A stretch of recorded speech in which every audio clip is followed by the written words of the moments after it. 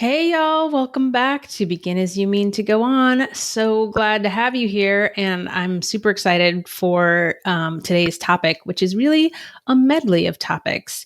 This is the last episode of season 2, and so I thought it'd be cool to do just a big wrap up of the first 2 seasons, and I'm going to go through each of the episodes and tell you what I think is probably the most important gold nugget from each of those episodes. So, if you're new to the podcast, if this happens to be your first episode, then you're in for a treat because I'm going to give you the cliff notes on all the other episodes, and then you can use that as a guide to decide the order that you would like to binge the rest of the episodes in. So, you're welcome. And if it is your first time with us, go ahead and listen to the end. Listen to the end of this episode. And then if you found it valuable, I'm going to invite you to go ahead and subscribe, to leave us a rating and review, and do all the good things. And the other thing we're going to do in this episode is I reached out and I asked my audience for some questions that they would like me to answer on the podcast. So we're going to go through and we're going to do the nuggets.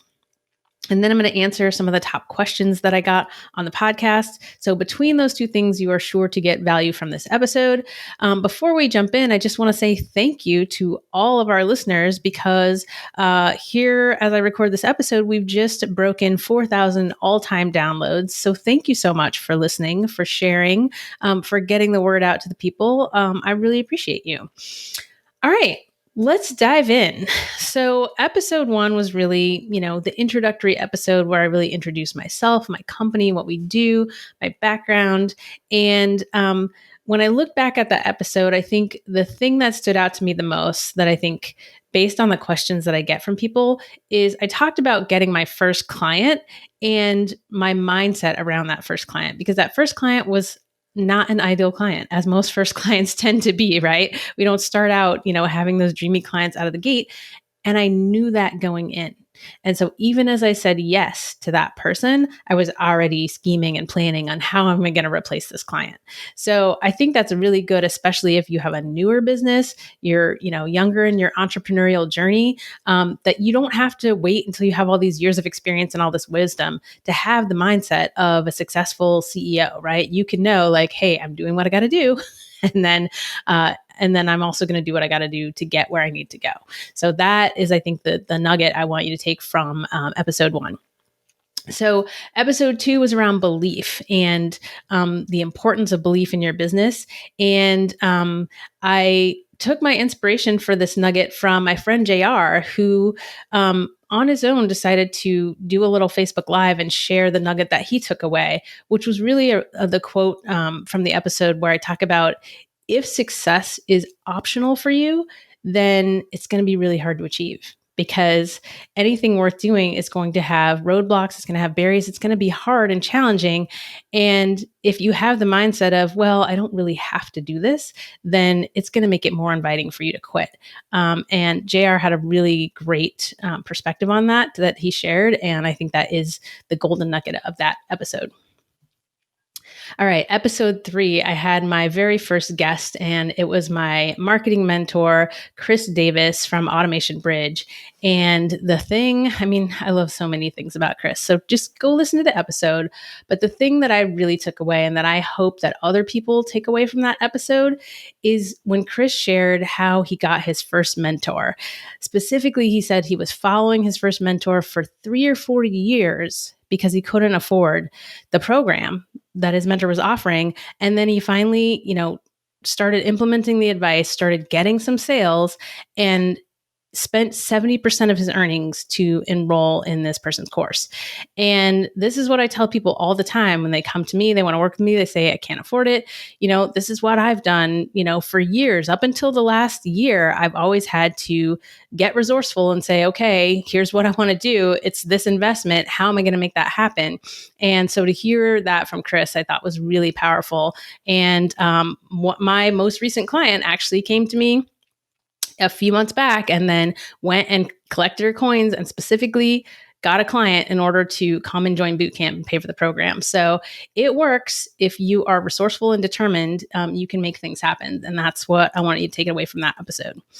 All right. Episode 4 was around asking better questions. And this is a favorite topic of mine. And the big takeaway from this lesson is just don't be lazy with your questions, right?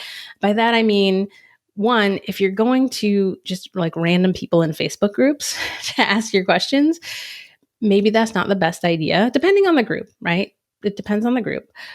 Generally, it's not the best. But the other thing is just asking questions without context and not giving people the context for your question and also the outcome that you're trying to achieve. Even if you just keep going to random groups, if you just do those two things, give people context and focus on what is the outcome that you want to achieve with this question, with the answer to this question, I think you'll start to get better answers and you'll start to get better results.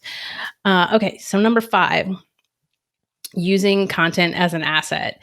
It's a miracle that episode wasn't, 2 hours long, because that's kind of like that's my whole business, right? Teaching people to use content as an asset. So I kind of struggled on this one. But the nugget I'm going to take away from this one is that you need to map out your customer journey in order for content to truly be an asset for you, right? Offer audience messaging, that's a given. But if you don't have a roadmap to where you are trying to get people to go and some idea of how they're going to go from not knowing anything about you to becoming a client and buying your services, then it's going to be really hard to use your content strategically and effectively. So if you still have not mapped out your customer journey and figured out, what are the points and destinations along the road of them becoming a client, I highly encourage you to go listen to that episode and then map that journey for your business. All right. Episode 6. Episode 6 was my second guest. This was an interview with Megan Hale about her money mapping system. And I love Megan. I love Megan's program. I love her service. She's a profit first professional. And the thing that I love about Megan is that she's really, really focused on the why. Like, yes, we're talking about money and we're talking about revenue and we're talking about income. And that's the thing I think she does that so few people do that bring it down to the ground is you have to tie your income and your revenue goals to why you want those things. And I do this when I'm interviewing people who are interested in joining my program. If someone tells me they want to make $100,000 and they don't know why, then it's going to be really hard to achieve that goal. Because again, when you come up with challenges, you're going to be more likely to quit if you don't have a really strong reason why. So tying income goals, and this isn't just like, if your income goals are high, this can also be if your revenue goals are really low, right? Sometimes people's goals are really small and then they tell me, what they want their lifestyle or what they want their business to be like. And I have to tell them like, hey, your revenue goals are a total mismatch for what you've just told me you want your business or your life to look like. So that's really the gold nugget. So if you haven't really visited, if you have a revenue number that you're striving for and you're kind of unclear on what that number is going to do for you, go revisit it. Go check out the episode. Go check out Megan. Awesome stuff. All right. Episode number 7 was going beyond just, I want a website for my business, right? I'm always fired up when I get to talk about tech. The takeaway from that episode is that you have to have strategy first, right? This is where people get into trouble. This is why I quit making websites as a service, right? Because people who come to me and they're like, oh, I just want a website, and they don't understand the strategy of how that website is going to actually generate revenue for them and be part of their marketing, it's not going to give you the results that it could. So if you are just sort of creating content to create content, if you're, working on a website, but you don't have a strategy and you don't have a plan, you got to go get one. So go check out that episode. All right. Episode 8 was about normalization, right? Making 6 figures your new minimum, and really talking about the importance of normalization and the things that we normalize, right?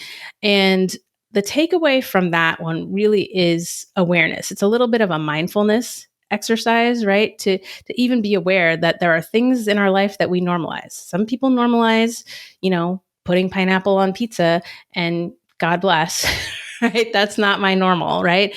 But just being aware of the things that we take for granted as normal, and then being willing to test those beliefs, right? Being willing to figure out, okay, what are my goals? Let me lift the limits off for a second and really dream and think about, what do I want my life to be like? And how do I make that my new normal? And so the takeaway from that is, the simplest hack when you are trying to reach a level that you have not been at previously is your environment. To put yourself in an environment where whatever you're trying to reach is normal, because that's going to help your brain just like get to that new level, and you don't even know it's happening. Like you're making 5K a month, you're hanging out with people who are making 30K a month. All of a sudden that number doesn't start to seem so astronomical to you, and you find your revenue is going up. It's a super easy hack. The next one, episode 9, is the awkward teen phase of business. Still in it. Really loving how things are shaping together in my business. And the takeaway from this isn't so much about the awkward teen phase as much as it is the fact that there are phases of business. So, get yourself a little map and figure out, the you are here spot on the map, and know, there are phases of business. There are challenges that go along with each of those phases. There are kind of normal things that are going to crop up in each of those phases. And if you are armed with the knowledge of those things ahead of time, then you're going to be better prepared to meet those challenges. So go check out the episode, but also whatever phase you are in, just know folks have been through that phase before, and you can get a guide so that you're not surprised by all of the things that are come at you in any given phase of business. All right. Episode 10 was doing business while Black. And, the real takeaway from that episode is just like, stop asking Black people for free shit. I really detail kind of a painful year in my business where even the people who were my clients who were already paying me were just asking for more and more, but not willing to invest anymore. And that is just a really messed up scenario. And it really did a number on me for a while in my business until I was able to look back and identify the pattern of it happening. And so if this is you and you're that person that's constantly like trying to get free advice, slide up in people's DMs, like just stop. If you want something from someone that's part of their business, go through the proper channels, pay your coins, and get what you need. So that's the takeaway from that episode. All right, episode 11. I talked a lot about how last summer I kind of had my glow up and I made 90K in my business in 60 days, which was far and above the revenue that I had done at any time previously. And I did that episode because, it's so easy to look at people's Instagrams or be in Facebook groups or whatever and see people sharing their wins and feel small, or like you're never going to get there, or like wonder if it's possible for you. And while that was a great achievement in the business, I had been in business for over 7 years when that happened, and I had gone through a lot of things to get through that. So I wanted to just give a really realistic picture of what it took to get to that point, to give people some signposts and a guideline that you need to be in this for the long haul, especially if you belong to, marginalized communities. It might take you a little longer to reach some of these milestones just because that's the society we live in and things are stacked against us. So the big takeaway from that episode is, don't compare yourself and your wins to people's Instagrams, right? To people's highlight reels. Like really try to get the real story of what it takes to get to a certain level, and then know that you are just going to have to run your own race. Like everybody has to run their own race. Even the most privileged of people still have to run their own race and do the work to get to where they are. So that is the big takeaway from that episode. Start of season 2. Episode 12 was about focus. Focus is my word for the year. So I'm constantly just reflecting back on focus. And my takeaway for you from that episode is just to be really intentional about what you focus on, because what you focus on is going to grow. So if you focus on all the problems and all the challenges that you're having right now in your business, those things are going to grow. If you're focused on your wins and you're focused on tracking and celebrating your small wins, that's going to grow, and those are going to lead to bigger wins and bigger wins. That's why in our coaching call every week that I have with my clients, we start by celebrating wins, and everybody shares, doesn't matter how big or small, something that is going well for them this week. All right. Episode 13 was about better boundaries, better business through better boundaries. I think this was one of the episodes that was inspired by a lot of conversations I was having at that time with folks who are really struggling with their boundaries. And if you don't have good boundaries in your business, you are robbing yourself of time, you're robbing yourself of peace, and you're robbing yourself of revenue for sure. Okay. So if that's you, if you are a people pleaser and you struggle with this, go back and listen to that episode because I give you a lot of actionable strategies of varying levels of, bravery required to start figuring out what your boundaries are and to start setting them and to start, of course, using content to set those boundaries. All right. Number 14 was the giant choosing your tech stack episode. And this was a monster episode. I detailed all of not all, but a lot of the tech that we use in our business every day. And the main thing that I want people to know about technology, especially if you're technology averse, right? It's not something you enjoy, is I want you to start hiring technology like you hire people.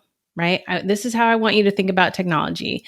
I want you to think about it like, okay, I have a job that needs to be done in my business, and I'm going to hire a tool to do this job. So for that to be true, you need to know what the job requirements are first, right? Before you go looking at all the shiny objects. And then you need to look at specific tools and say, okay, can it do these job requirements that I needed to do?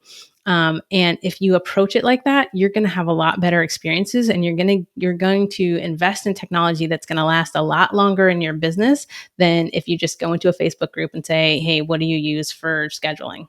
Okay. So that is the takeaway from that episode. All right. Episode 15 was an interview with one of my favorite clients, Adriana Locke. And Adriana is an acupuncturist who then created a product, the massage box. And one of the things that I love about this episode is she talked about following her jealousy. Because as a health practitioner, going online and doing, creating an online based business was something that had really never been, part of her world of possibility. And it was hearing from someone else who was in the same industry and hearing the success that they were having that really opened her mind to like, oh, you actually can make money online as a wellness person. And she followed that jealousy, and she did a lot of really hard and foundational work to set herself up to be able to have the online business that she has today and to be able to have that flexibility. And so when COVID hit last year, she was in a position that was really the envy of a lot of other practitioners because she didn't just have one way of making money, then that was seeing clients in person, which we weren't able to do for a long time. So I really love that episode just for the foresight and the being willing to follow that intuition. So great episode. You should definitely go check it out. All right. Episode 16 was about the power of documentation. So we had our once in a while snowpocalypse ice storm in Portland, and we ended up losing our power for a few days. I ended up being out of contact with my team for a while. And for the most part, things kept going really well in the business, thanks to the documentation that we have in place. And so if you're someone who doesn't get excited about process and documentation like I do, what I want you to know is that you cannot have a real business until you get your knowledge out of your head. If all of your knowledge and all of your business processes are in your head, you're just building yourself a job, and that's fine. If that's what you choose to do, that's fine. But just know if you're trying to build a business that's scalable, if you're trying to get help from other people and hire people into your business, you are going to have to do this step, and it is non-negotiable if you want to have success in your business and if you don't want to be trapped in your business. So great episode. All right. The next episode was a great follow-up to that. It was my interview with Veronica Jans from Business Laid Bare, and she is a process and a systems expert, and she helps people get their back ends together with lots and lots of cool puns and kink. And so if you're someone who doesn't like doing all that back end stuff and all that process stuff, you can go listen to this episode and then you can hire Veronica. And the big takeaway from that episode really was that systems equal freedom. So no matter how much you hate the idea of, maybe creating SOPs or doing that kind of stuff, you have to find someone who loves it. You have to get it done because That is what is going to give you freedom in your business. So go check out that episode. All right. Episode 18 is Excellent Client Experiences Marketing. And just like the title says, client experience is marketing, right? People come to me all the time. They've built their entire business on referrals and word of mouth. And the only way that you can do that is if you're actually giving people awesome service. And there are so many businesses that look amazing on the outside. And when you get on the inside, they are not delivering what they promised, or they're delivering it really inconsistently. And so client experience is marketing. And I think especially newer business owners get focused on, okay, I got to get clients, I got to figure out my marketing. When you get those clients, you actually have to deliver and make sure that the experience is good. So don't forget to focus on that part too. All right.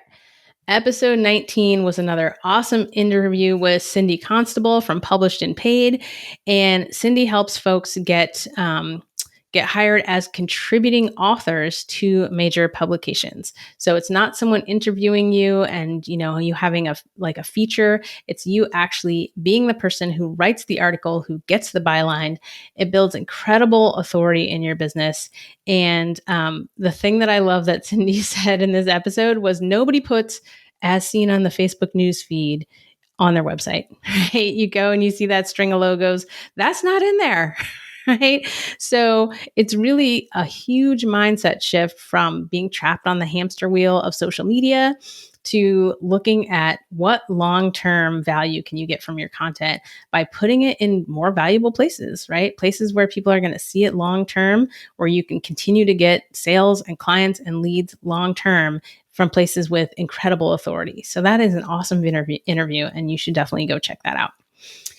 All right. Episode 20 is about hiring. And I was as surprised as anyone to be making an episode about hiring, but I felt like I wanted to share my experience because there's a lot of advice from quote unquote gurus coming down that the only way to grow your business successfully is to hire full-time employees right off the bat. And that's not my experience. And so in that episode, I share what is my experience and how I got the team that I have now, which is awesome. And I think the takeaway there is that it's okay to leverage the experience of other people to kind of give you a head start in hiring, especially if it's something that you don't have experience and expertise in. So in that episode, I talk a lot about, I leverage the experience of a hiring consultant to help me find good people. I leverage the experience of agencies who hire certain kinds of talent to help find good people and place them on my team. And it's working really, really well. So go check that one out if you're struggling to hire. All right. Episode 21 was another I've had a lot of really amazing guests on, y'all. Episode 21 was an interview with Trudy LeBrun, and Trudy is an equity diversity consultant, and she teaches people how to have equity-centered businesses. And the takeaway that I want to share with you from that episode is that, there is so much going on right now with regards to social justice. And you've got your Instagram warriors, and you've got, people putting up their black squares and people putting diversity statements on their website. And all that is fine. But this is a long haul project. This is not something you take a class or you go to a workshop and you check off a box. If you want to be an equity-centered business, then you need to be intentional about it. You need to pay someone to learn how to do that. And you need to infuse it into every part of your business. So into how you hire people, how you deal with your staff, how you structure vacations, all of those things have equity infused in them, or can have equity infused in them. And so to really be true to that process, you need to go through a process, and it needs to be long-term, and it needs to be baked into your business. So Trudy is an amazing resource. If that is a goal of yours and you want to learn how to do that, go check out the episode and go hire Trudy. All right. Episode 22 is about marketing outside of social media, ditching social media in your marketing. And I made this episode because I see a lot of folks who are getting really tired of the social media treadmill. And, the takeaway from social media is it's basically sharecropping. And I don't know about you, but that's never really worked out for my folks. So if you're tired of that social media hamster wheel, I want you to know you can step off.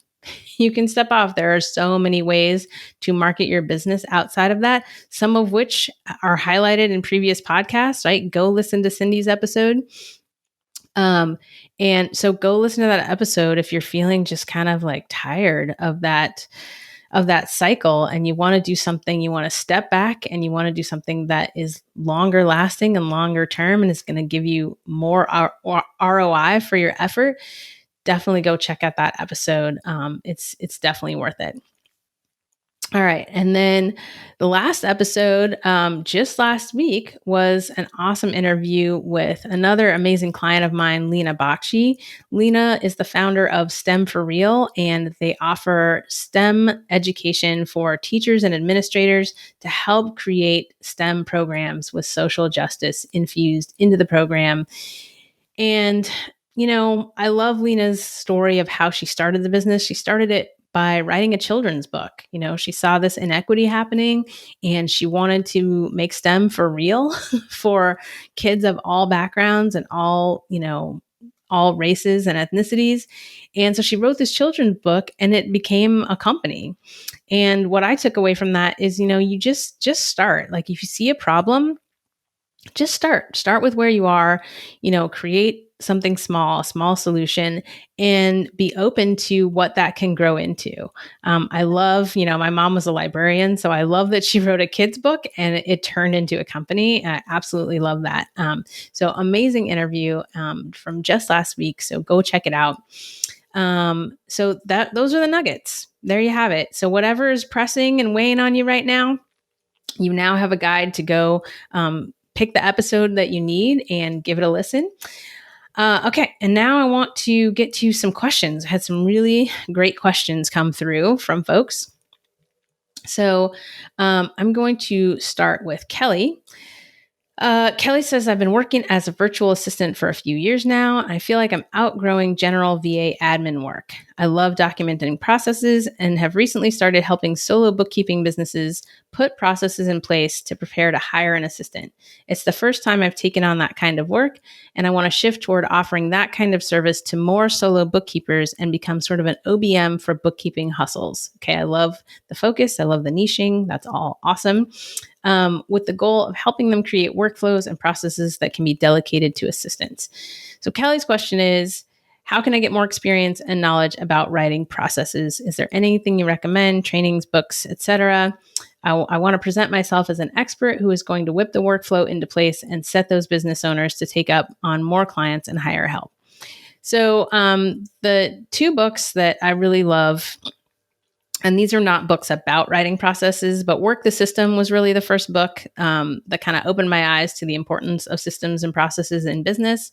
And Clockwork, Design Your Business to Run Itself. I'm currently actually a member of the Clockwork Mastermind. So we're working to clockwork our business. That's another great resource. But really, here's the bottom line about, the actual act of writing SOPs is you just have to do it, right? Like most things, you have to do it, write the SOP, give it to someone else to actually implement and see what result you get. And, process improvement is all about continuous improvement. So you have to start where you are. You have to, make that video of how you do something, or write it out, take the screenshots, whatever you're going to do, and you have to use it. And this is what I tell people when they're trying to create, or trying to craft the perfect offer, like before they put it in front of somebody, you just have to do it. You have to do it and let the rubber meet the road, and then take the feedback that you get and improve it. And, I was just talking to my assistant today, and we realized, it's time for her to go back to the SOPs that we created, almost a year ago when she started with me, because some of our processes are so different now. So, you're never going to craft the perfect process and it's just going to stay the same. It's always going to be changing. So just get it out there and start using it, and then know that you're going to have to be continuously improving it. So you don't have to have, this question also seems like a little bit of a, There might be a little bit of lack of confidence, right? Because you're new, and being new doesn't mean that you don't know what you're doing necessarily. And when it comes to processes, if you really love processes and you have attention to detail, that's really all you need to get started. So that's my take on that. So Kelly, I hope that helps. All right. So Tara asked about evaluating new opportunities, for example, deciding if an invite to guest on a podcast is a good fit. I love this question because currently, as this podcast grows and as you all share it, thank you so much. I'm starting to be inundated with requests from people who want to be on the podcast. And it's really easy for me to evaluate those. At the beginning of the year, when I did the focus episode, one of the first things I shared was that I pivoted my business to really focus on helping women of color. So it's really easy for me if I get a guest inquiry of someone who wants to be on the podcast and they don't match that demographic. I'm like, done. So this goes back to, boundaries and being really clear what your goals are. So when someone's inviting you to get in front of an audience, you want to think about things like, okay, is their audience an actual good match for the people I'm trying to reach? That's the first thing when it comes to podcasts. So people can be inviting you, all day long, but you have to know what your goals are first. And if you have that clarity, then that becomes a filter to put these requests through. And then it becomes much, much easier to see if it's a good fit or not. So I would say, if your goal is to start guesting on podcasts, be clear about why you have that goal, what you want to achieve, the audiences that you want to get in front of. This is about knowing your ideal audience. And then when you get those requests, put that through the filter and then see how it comes out. So hope that helps, Tara. All right. Two more. The next question's from Laura. Laura asks, how have you reset after a setback? And for context, she says she's got a new business. She recently had a client mismatch that she didn't foresee. And she said, I gave a partial refund to my first paying client, and I'm experiencing some doubt about my offer. So, this is hard because of the timing, right? You're brand new, and then you've got your first client, and it's already a mismatch. I'm going to refer back to what I said about one of the first episodes where I'm thinking about, I've got this client and I already know I have to replace this client. When you're new, you're accepting clients, you're taking jobs, and you're really just getting that, pounding the pavement, right? You're getting that hands-on experience to know who's a good fit and who's not. So you don't want to make any grand conclusions too quickly when you're in that phase of your business. You want to just be working with as many people as you can so that you can start to learn. Like when you have a bad fit client like that, go back and think about, okay, what were the signs? What were the qualities about this person that made them a bad fit? And what are the behaviors or the phrases or the things that they say or do that might be red flags for me to recognize that in someone the next time. At that stage of business, you need to just keep at it. You need to talk to a bunch more people. You need to sell your offer to and deliver your offer to a bunch more people before you start trying to draw conclusions that are going to result in any kind of big decisions. So how to reset after a setback? I mean, just keeping your eye on the prize. This goes also back to, if success is optional, right? Is it not an option? Is success inevitable? Have you decided that success is inevitable? Then the setback is just that, a setback. And you glean what you can, you learn what you can from it, and then you keep moving forward. I would say also go back to the 60K in 90 days episode, because I talk a lot about like some of the shit that I went through to get to that point. So that's a good episode to get more detail about specific setbacks that I've gone through. But when you're new, just like keep your eye on the prize, keep going. And also like get community. Community is so important. And again, like if you have the right community, when you have that setback, you can just go to your community and say, oh, here's what happened.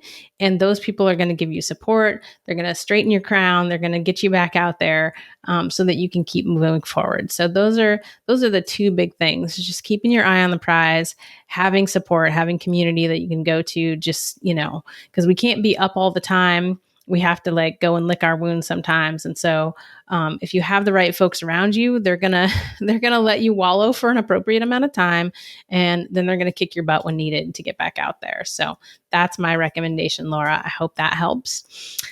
All right. And last but not least, Lael sent in so many great questions. I could make half of season 3 with all of the great content ideas that she sent. But I decided to go with this one, which is how do you balance what your audience needs with what you need or want to talk or teach about? I struggle with this, and I wonder sometimes if it's an audience mismatch or if I'm growing in places some people aren't ready to go. So, I definitely relate to this experience of feeling like you're outgrowing maybe the folks who are in your audience. And what I want to say about that is that it's so normal and it's so inevitable. If you are growing, you are going to outgrow the folks who, maybe came into your business when it was in a different stage of business. So I always lean towards talking about the things that I'm interested in and, the things that I'm having conversations, the things I'm seeing people struggle with in the marketplace that coincide with what I'm interested in. So I never think of an idea and wonder like, oh, should I pursue this? Like maybe nobody's interested. I mean, the chances that nobody will be interested are very small. And the thing is, it's like first date marketing. I don't know if I talked about that in an episode, but this idea that, oh, I can only talk about these things because this is what my audience is interested in. No, you have to be authentically you and let your freak flag fly and talk about whatever lights you up. And that light is going to be the light that attracts people that also are lit up by those things, that are also excited by those things, that also want to meet you at the level that you're at. So I would say definitely stay close to the joy, right? Stay close to talking about the things that get you really excited and that you nerd out on, even if you think, oh, nobody else nerds out on this. I guarantee you somebody else does. And if you don't talk about it, you're not going to find those people. So this is how you find your ideal folks is you stick to being true to what it is that you want to talk about, and those people are going to find you. And you might have to do it for a while. It might take a while, but the clients who come to me, one of the things that they say when they work with us is how much clarity they get because we've now taken their marketing, we've taken and put systems in place that make their marketing visible, right? And that automate some of their processes so that they can have more freedom. Like they love the results. They don't want to be in it, doing it, right? That's like hell to them, but they love the results. So talk about whatever you want to talk about. Let your freak flag fly and you'll find your people. Guarantee it. All right, y'all. Those were some amazing questions. It's been an amazing season. I have had so much fun having these conversations, either solo or interviews. And we're going to take a little break. And during this little break, we are going to have some bonus episodes just to keep you, wet your whistle while we're taking our break. And when we come back for season 3, we're going to have all new topics, all new guests. If you are interested in being a guest on the podcast, we're working on finalizing the process for you to go ahead and request to be a guest on the process. And let me just reiterate that I am highlighting and featuring and uplifting and promoting women of color on the podcast. If that changes, I'll let you know, but I'm literally inundated with folks who want to be on the podcast who don't fit that description. So let me just put that out there up front. And if you're not on our VIP podcast crew, I'm going to put the link in the show notes for you to join the VIP podcast crew because those folks get extra secret private episodes. Those folks get first dibs on asking questions that they and at requesting topics they might want to have on the podcast. So lots of opportunities to stay connected while we take this little break. And I so appreciate you. So we've come to the end of the episode, and now's the time when if you found value in this episode, I appreciate your attention, and I would love for you to say thank you by leaving us a 5-star rating and review, by subscribing, and by sharing this episode with someone who needs to hear it. Pick your favorite nugget and maybe even go to that episode and share that episode with someone you know needs to hear it. I so appreciate you. And until I'm back in your ears, don't forget to begin as you mean to go on. Hey everybody, Richard Bird here. So the other day I was listening to Kronda Adair's podcast. I'll put a link somewhere so you can get there. And one of the things that she said that really shook me, if you would, is that when success is an option, then it's very hard to get there. When success is an option. And what I realized in my life, let me just talk about me, is that I had built a lot of revenue streams in such a way that I never really needed to succeed in anything new. And so I kind of wallowed in this nebulous area trying to find, quote unquote, a purpose. And it was hard because I never truly made success a actual goal. And so I just want to leave that with you. When you have not adequately and definitively defined your win, your success point, then it's still an option. And so therefore it's going to be very hard for you to get there. And so, again, thank you, Kronda, for pointing that out to me. When success is an option, it's very hard to get there. So make some arrangements in your life, do some rearranging in your life, and make sure that you define the win. All right, peace.